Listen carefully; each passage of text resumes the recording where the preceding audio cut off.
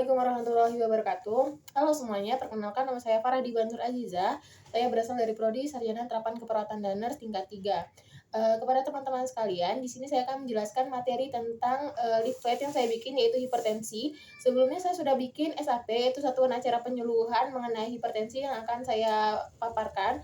Namun di sini saya akan menjelaskan terlebih dahulu leaflet yang akan saya bahas, yaitu mengenai definisi, etiologi, manifestasi klinis, komplikasi, dan juga cara pengobatannya. Berikut penjelasan dari saya. Baik teman-teman sekalian, berikut ini adalah leaflet yang saya bikin. Bisa kalian lihat sendiri, di sini ada definisi, etiologi, tanda dan gejala, patofisiologi, dan juga klasifikasi. Nah, saya sendiri juga sudah membawa leaflet ini, yang mana dalam leaflet ini sudah jelas ada definisi dari hipertensi, faktor penyebabnya, tanda dan gejala, komplikasi, patofisiologi, dan juga klasifikasi. Hipertensi itu sendiri atau biasa orang sebut yaitu darah tinggi. Asal kalian tahu, hipertensi merupakan killer silent yang mana dia itu adalah pembunuh diam-diam. Seseorang yang terkena hipertensi bisa jadi dia meninggal secara tiba-tiba dikarenakan dia tidak mengetahui bahwa dirinya memiliki tekanan darah tinggi dan sudah tahu pada saat dia berada pada fase stadium 3. Nah, untuk sebab itu, kita wajib untuk mengetahui berapa sih tekanan darah normal pada manusia.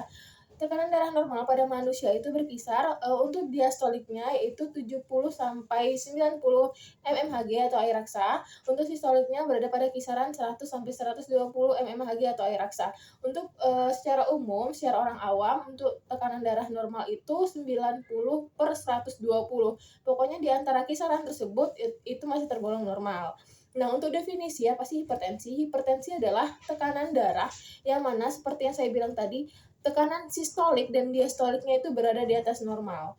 Nah, untuk faktor penyebabnya sendiri, apa sih jadi faktor penyebab dari hipertensi? Faktor penyebab hipertensi itu ada 2. Hipertensi sendiri itu dibagi menjadi sekunder dan juga primer. Kalau untuk primer itu biasanya diakibatkan oleh faktor genetik dan juga faktor lingkungan. Kalau untuk faktor sekunder itu biasanya disebabkan oleh faktor luar seperti dia merokok, aktivitasnya tidak baik, jarang berolahraga, obesitas, dan juga ada masalah dari gangguan tiroid yang mana hampir 10% itu disebabkan oleh pola perilaku manusia yang tidak sehat. Oke, untuk tanda dan gejala dari hipertensi sendiri itu pastinya satu, dia pusing, kepalanya seperti migrain, lalu kedua ada keluhan mual, muntah, lalu yang ketiga ada detak jantung yang berdebar, dikarenakan kan tekanan darah di dalam jantung itu kan cepat, jadi sehingga detak jantung pada manusia itu pasti dia sukanya berdebar-debar jadi kencang.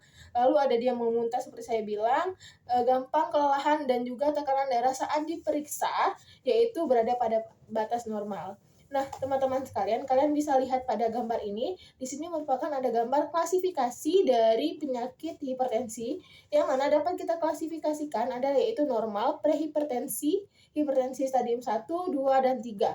Untuk normalnya seperti sudah saya bilang, untuk sistolnya itu kurang 120 air raksa, diastoliknya itu 70 sampai 90 air raksa.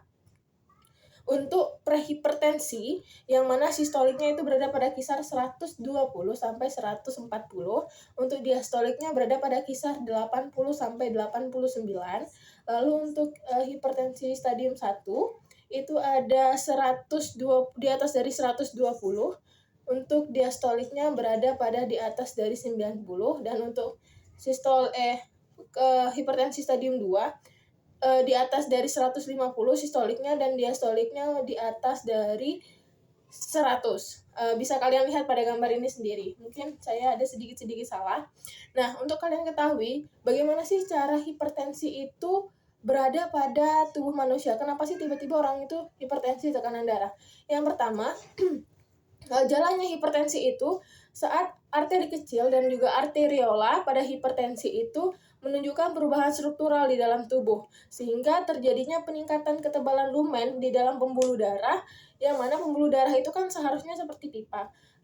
Saat pipa itu tersumbat oleh entah bisa juga karena kolesterol, oleh lemak, dan lain-lain, sehingga penyumbatan darah yang masuk ke dalam pembuluh darah tersebut dia mengecil sehingga tekanan darah yang harusnya masuk normal pada jantung jadi tekanannya harus lebih kencang seperti kalian melakukan penyiraman pada tanaman, misalnya seperti pipa, kalian pencet lama-lama, itu kan pasti tekanan air untuk keluarnya itu kan kencang. Nah, seperti itulah pembuluh darah kira-kira pada jantung. Jadi pasti adanya sumbatan atau juga adanya penebalan pada pembuluh darah sehingga darah tersebut tidak normal yang masuk ke dalam jantung, sehingga tekanan darah kalian masih tinggi. Nah, untuk apa sih bedanya tekanan darah tinggi dan juga anemia anemia itu bisa jadi tekanan darah rendah, anemia dan juga tekanan darah itu pasti berbeda. Kalau anemia itu berhubungan dengan kekurangan sel darah. Kalau tekanan darah bukan berarti dia kelebihan sel darah, bukan. Tekanan darah itu HB-nya normal, tapi untuk tekanannya untuk ke jantungnya itu kuat dan juga tidak ada hubungannya dengan tekanan darah rendah dengan anemia. Anemia karena kekurangan darah, kekurangan oksigen di dalam darah, sehingga dia sesak. Tekanan darah rendah bisa jadi karena tekanan darah di dalam tubuh untuk memompa, untuk asupan gizi di dalam tubuh kurang. Berbeda ya tekanan darah rendah, tekanan darah tinggi, dan juga anemia. Baik, nanti saya akan jelaskan saya akan memaparkan lagi leaflet yang saya bikin, bisa kalian lihat. Nah, mungkin itu saja materi dari saya. Bisa kalian baca-baca lagi materi ini, mungkin kurang jelas. Sekian dari saya. Wassalamualaikum warahmatullahi wabarakatuh.